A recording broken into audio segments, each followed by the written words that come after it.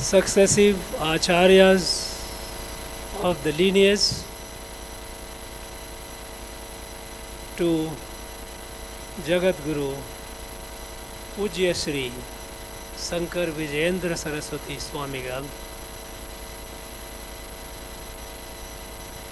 respected Professor Vempati Kutumba Sastri, Chancellor of this university, Professor G. Srinivasu, the Vice Chancellor in charge, Professor V. Kamakoti, Director IIM, Professor Ganti Murthy, National Coordinator, Indian Knowledge System of the Ministry Government of India, all the acharyas, all the distinguished invitees, students,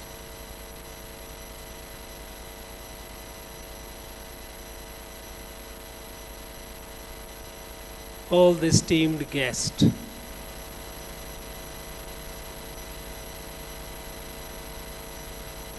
Coming to Kanchi is an extraordinarily blissful experience.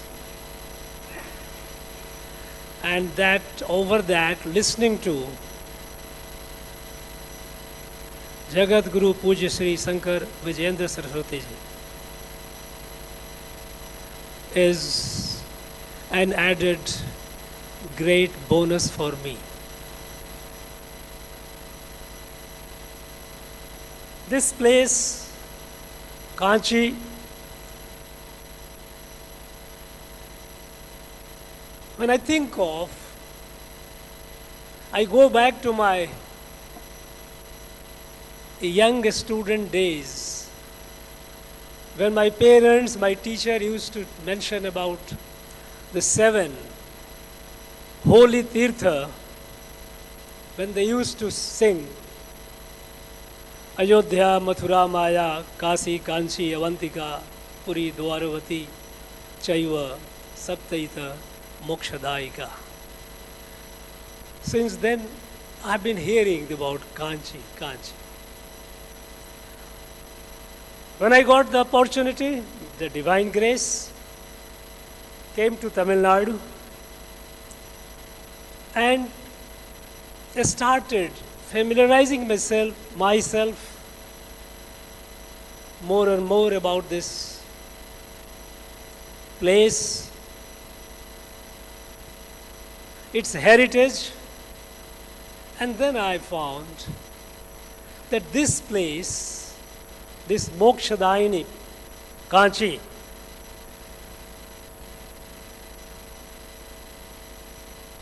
its glory sung by our great Nayanars, Sambandhar, Appar, Sundarar, in Devaram they have sung glory of this place. Then you come to think of it, imagine this is the place where some 2500 years ago Bhagavan Adi Shankara lived, walked, taught. Every inch of this place is so holy, so auspicious. To be here is indeed an extraordinary blessing. Bhagavan Adi Shankara,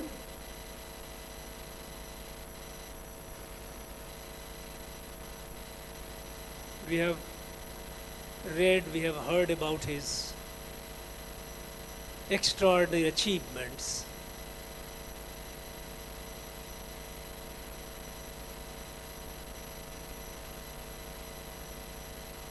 He was builder of our Bharat Rashtra. Thousands and thousands of years ago, when the divine wisdom was revealed through our rishis in our Vedas. An extraordinary wisdom, reconciling the one with the many.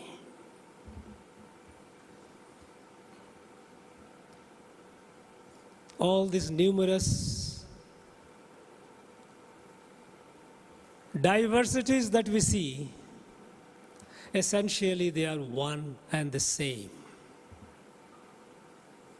Mam Atma Sarva Bhut Atma. Sarva Bhutesu Enaikyam. This wonderful exposition to bring the stunning diversity of creation, humans, animals, plants, animate, inanimate, all are a part of a kutumbam, because it's the same divine that permeates, that illuminates each of them. So many of us sitting here, apparently different, yet bound together integrally, like leaves of a tree. When this divine wisdom was revealed, our rishis created the Rashtra, Bharat. We know that Bharat does not fit into the European definition of a political state. It was not created by any strong man. It was created by our rishis who spread the light, the wisdom of Vedas. That's why our scripture says, Bhadram ikshant rishaya swavida tapodiksham upanisheduragre tato rashtram balamo jastajatam. Rishis equipped with swavida atmagyan. It is their kathor, strong, tapa and diksha that created this Rashtra, Bharat. And a beautifully reconciling the variations which, while Chancellor Shastriji was speaking, he said, Ekam sada vipra baudha badanti. The most beautiful reconciliation of the diversity. Now this Rashtra, over the time, it suffered a decline. Sampradayas started fighting among themselves. Each one forgetting the core message of the Veda that we are all one and the same. When this message was weakened or lost, the chaos descended upon this Rashtra Bharat. And at that point of time, Bhagavan Adi Shankara appeared. He appeared and he traveled through the length or breadth of Bharat, bringing everyone into the fold, reinstating, reinforcing the core message of Veda, that we are all one. And having succeeded, having rejuvenated and restored Bharat, he created institutions all along in the Himalayas, Badrinath, Kedarnath, Srinagar, east and west, south, all over. Those institutions to continues serving as the spring well. A spring well of that knowledge, the light, the dhara, the flow of nectar should continue and keep illuminating the kshetras wherever they are, to keep the people together as one family. And Bharat prospered again.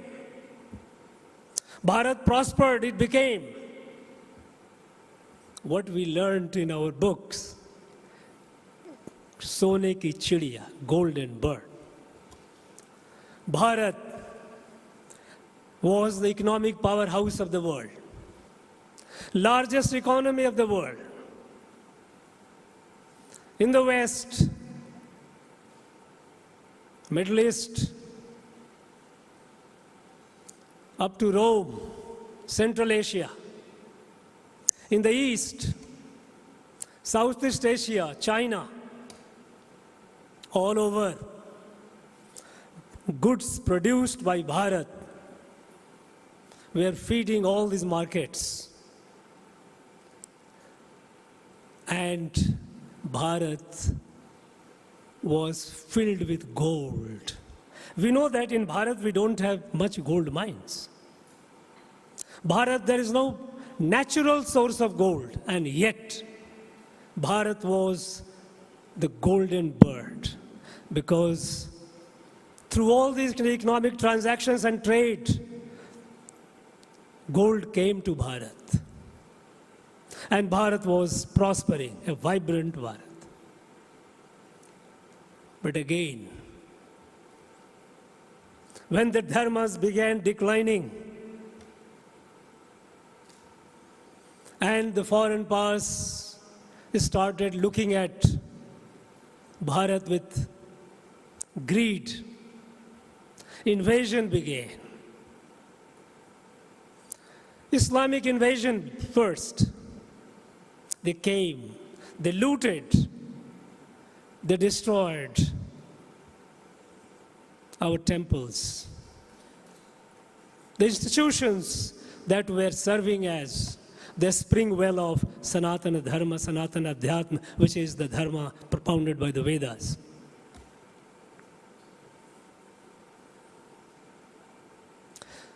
Subsequently, some more came, established themselves.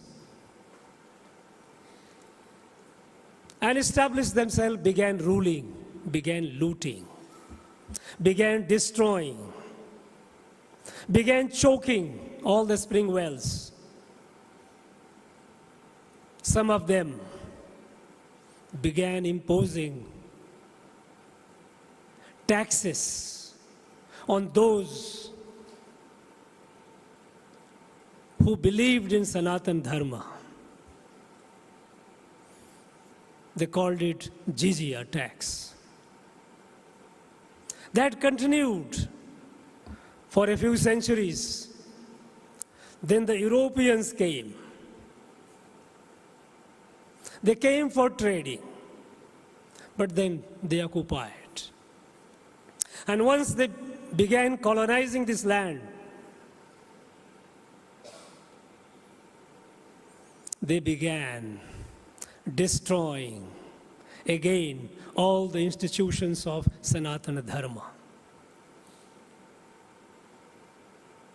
Sanatanadharma is the soul of Bharat. Bharat is a physical manifestation of Sanatanadharma. All inclusive, no other. Even those who abuse me, accuse me, they are ours. There is no others. Such beautiful dharma. It suffered multiple attacks. We know what happened, inquisitions in Goa.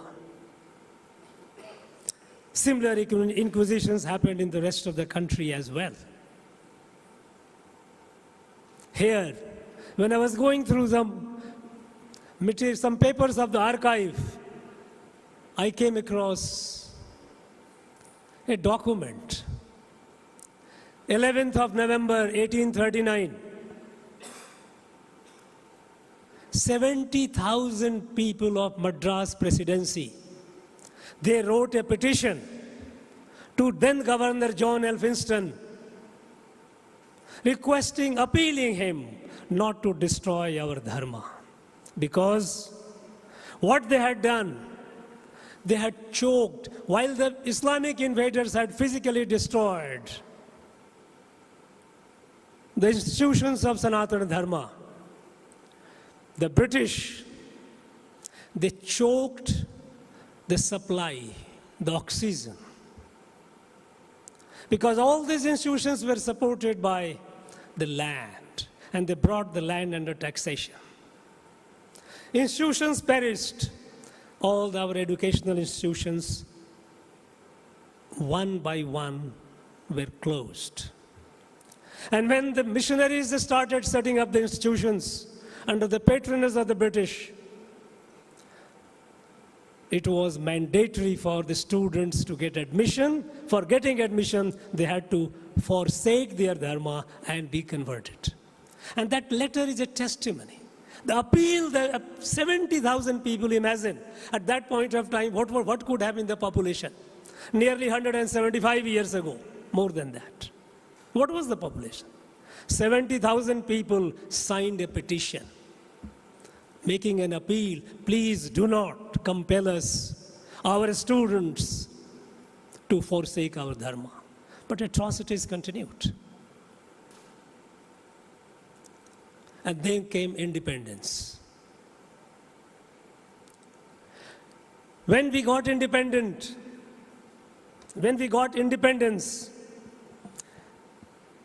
there was a great jubilation. We were all happy that at last we were free. Unfortunately, the assault on the dharma continued even thereafter. You know, Mahatma Gandhi, when he went to participate in a round table conference, London, and he began telling the British what harm they had done to Bharat. At that point of time in his long speech, full of facts, he described Bharat as a magnificent, beautiful tree. Magnificent, beautiful tree with numerous branches. No two branches are alike. Each branch has its own beauty, its own identity. And yet, they are all integrally connected with the trunk, with the tree. This was Bharat. What the first set of invaders did, they began chopping off the branches. Branches, cutting off the branches. But occasionally, new shoots began appearing. Weak though they might be, new shoots began appearing. When the British came, and here Mahatma Gandhi says, what they did, they exposed the roots, they uprooted, they removed the soil. They removed the soil from the roots and exposed the roots.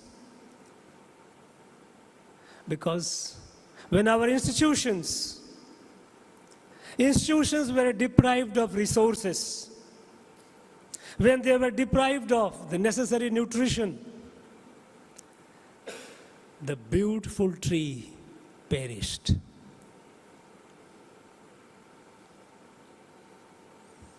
Unfortunately, after independence, Ma Bharati's own children, instead of replenishing it, nursing it, irrigating it, manuring it, they tried to put acid on the root, dividing the society, caste, creed, race, region, language, the politics of vote bank. It tortured the soul of Ma Bharati.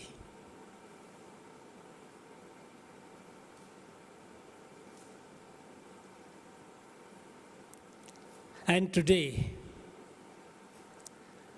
we are at a position where we find it difficult to believe, to know who we are. Every 10 years when the census happens, the number of caste multiplies, number of community increases, new and new divisions and subdivisions have been happening.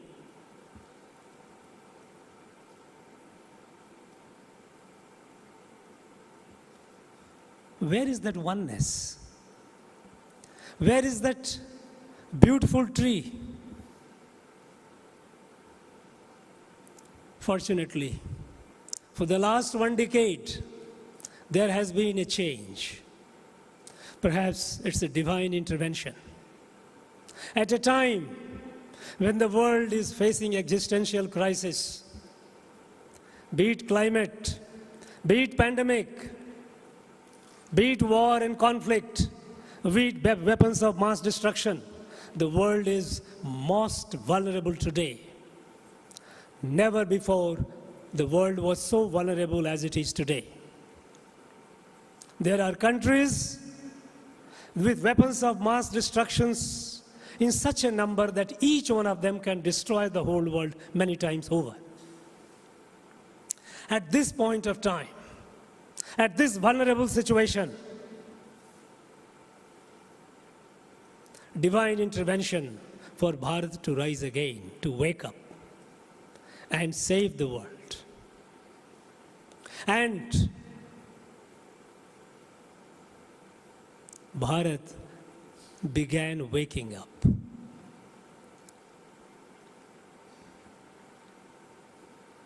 Earlier, the European, the Western, or the modern system of governance was the philosophy or is the philosophy of Bahujan Hitaya, Bahujan Sukhaya, greater good for the greater number. Jeremy Bentham, his political philosophy, it becomes the root of governance of all this modern governance in the West, and so did we adopt it. When we say Bahujan Hitaya, Bahujan Sukhaya, what about those who are left out? Sanatana does not discriminate. It includes everyone. And so, the policy changed. Sarvajan Hitaya, Sarvajan Sukhaya. And that is what is Sabka Saath, Sabka Vikas. It is a reiteration of our Sanatan Darshan, Sanatan Drishti. When it comes to the world, it's not the power of wealth and power of military. No. The world, our drishti to the world is Vasudhaiva Kutumbakam. Yadu Mure Yavarum Kelir. This is our Sanatan drishti. This is what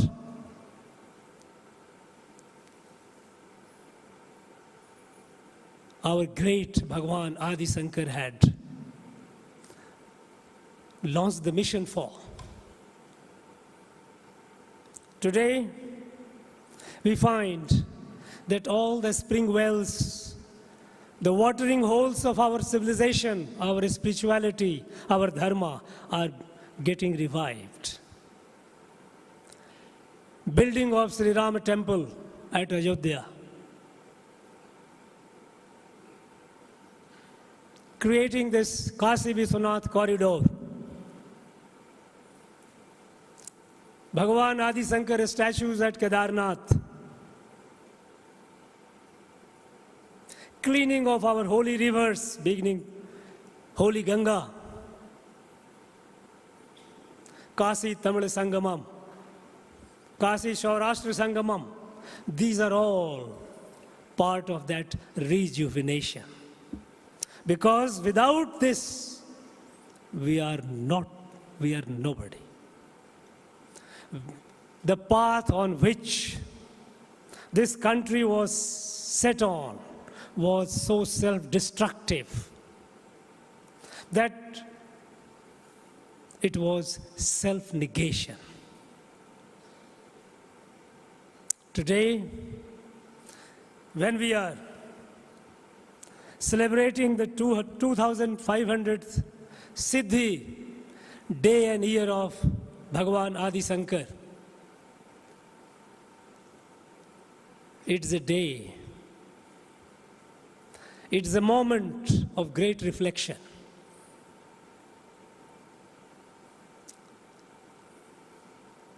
We have to build this Rashtra.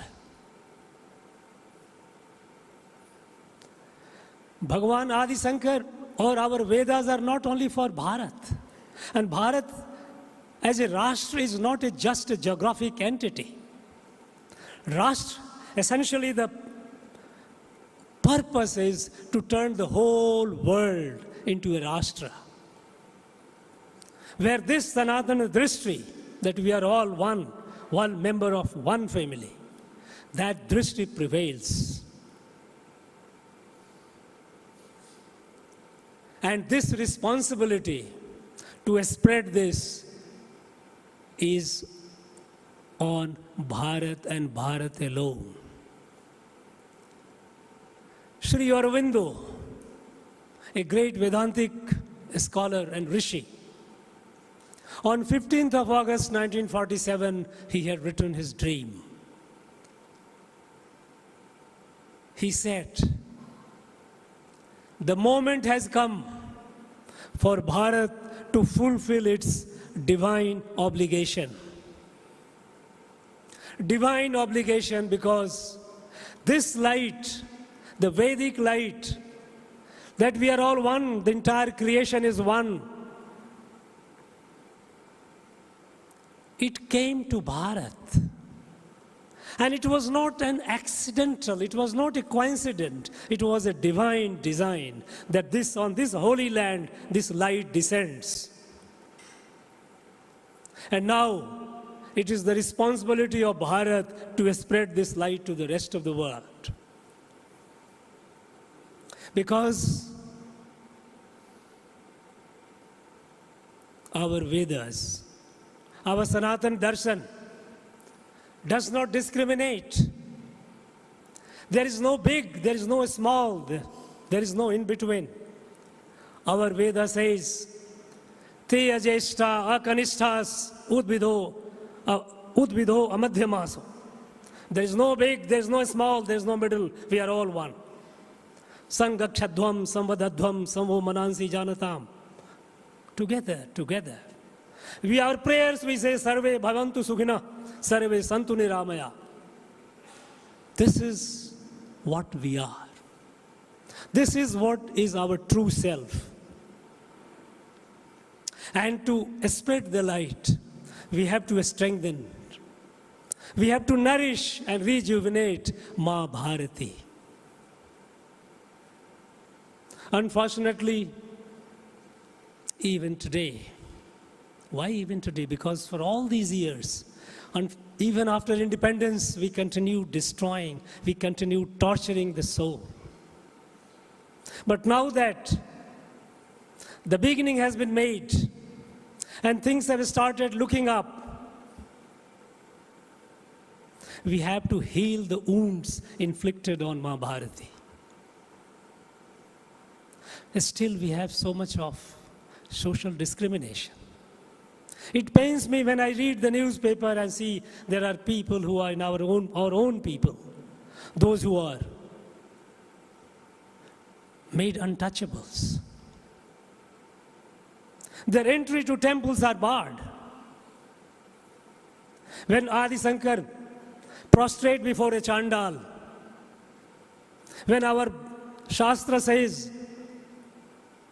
Vidya Vinaya Sampanne Brahmane Gavi Hasdanu, Suchi cha sopake cha pandita samdarshinaha. Then who are we to distinguish? Why? We have to overcome it. We cannot allow this to go.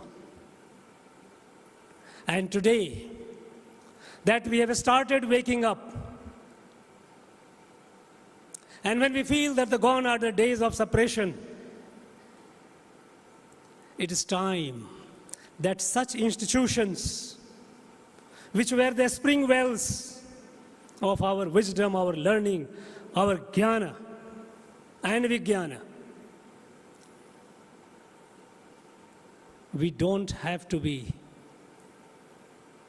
just in the mode of preservation or protection. It was needed for 1,000 years to protect it, to save it, to preserve it. Now it's time to propagate it. From protection, preservation to propagation. Taking it out to the society through our achar, vichar, vyavahar. Breaking these barriers,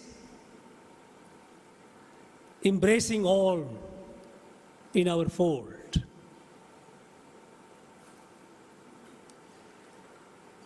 After all, Bhagavan Adi Shankara also said, and that is what has been our parampara, Santo Lokahitam Charanta.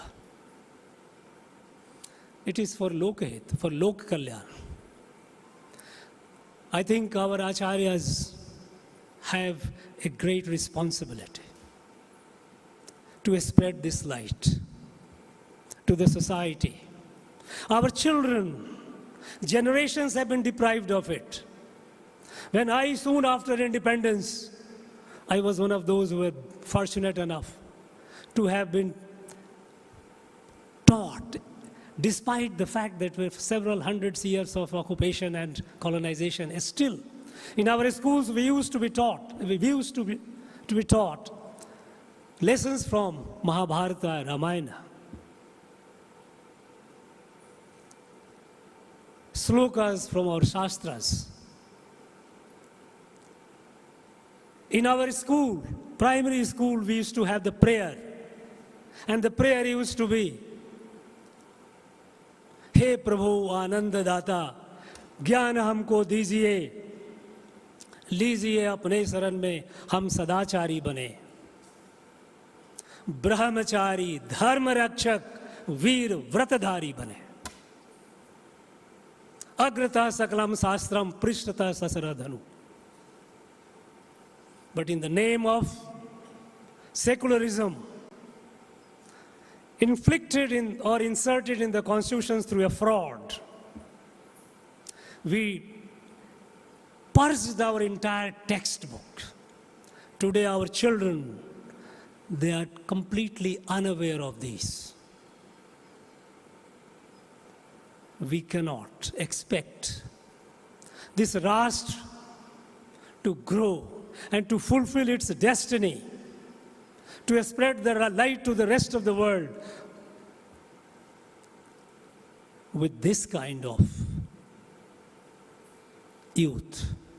We have to take this light to them. We have to rejuvenate all the watering holes, all the spring wells, all the sources of this knowledge.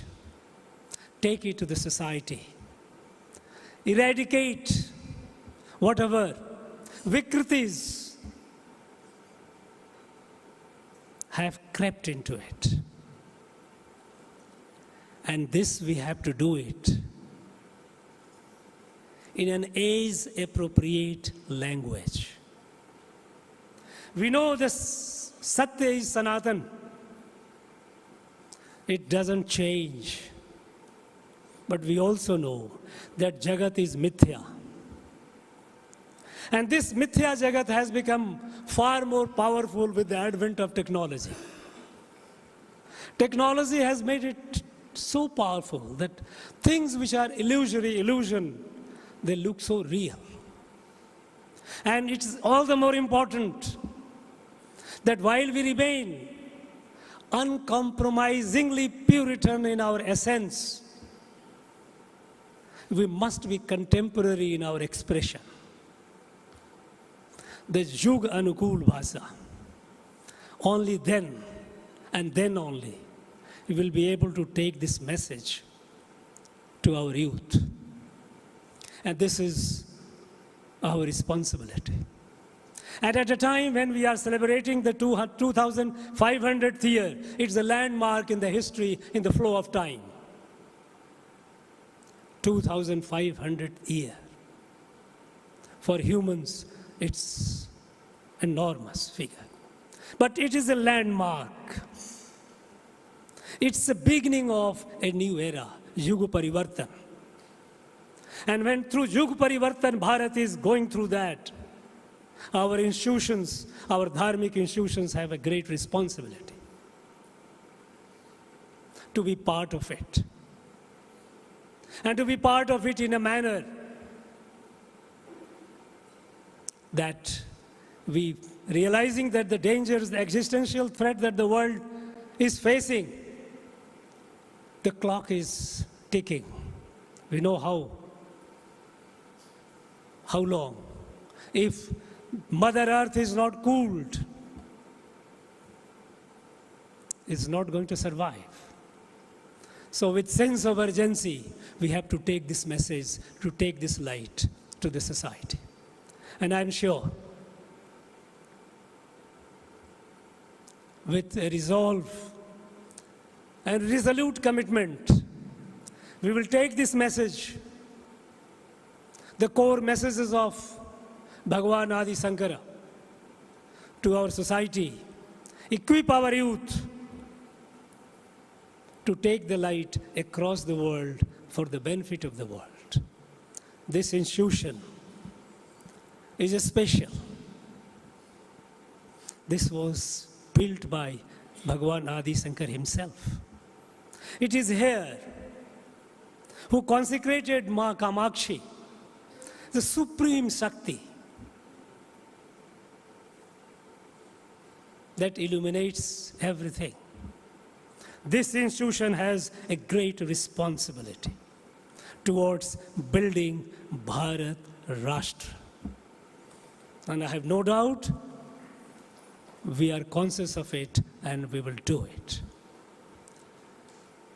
Friends, I pray, my wish is not that significant, when I am at the feet of Ma Kamakshi and the feet of Jagat Guru. My prayers are with all of you. These institutions to grow and fulfill the destiny. Jai Bharat.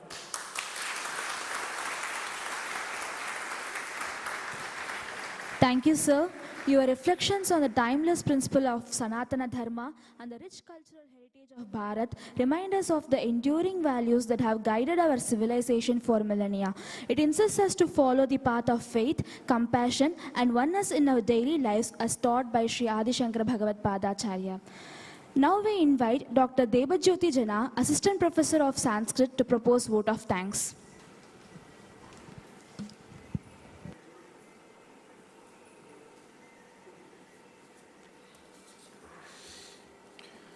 Sri Gurubhyo Namaha. Parama Pujyanam Sri Kanchi Kamakoti Pithadhiswaranam Jagat Gurunam Sri Sankara Vijayendra Saraswati Swami Padanam Charana Kamalayoho Madiyam Sabhakti Putam Pranamanjalim Samarpayami. It's my privilege and honor to stand before you all to propose vote of thanks. With great reverence and respect, we extend our humble salutation to Sri Sankara Vijayendra Saraswati Swamigal of Kanchi Kamakoti Pitham for august presence and blessings through Anugraha Bhashanam. We are extremely honored to thank Honorable Governor of Tamil Nadu, Thiru R.N. Ravi ji, who attended this function in spite of his busy schedule. We wholeheartedly thank you, sir. We are very much delighted to thank our Honorable Chancellor, Professor Vempati Kutumbasastri, for his valuable presence and guidance to organize such marvelous program. We express our gratitude to our Honorable Vice Chancellor, Professor G. Srinivasu, for his tremendous support and encouragement to organize this seminar. We express our sincere thanks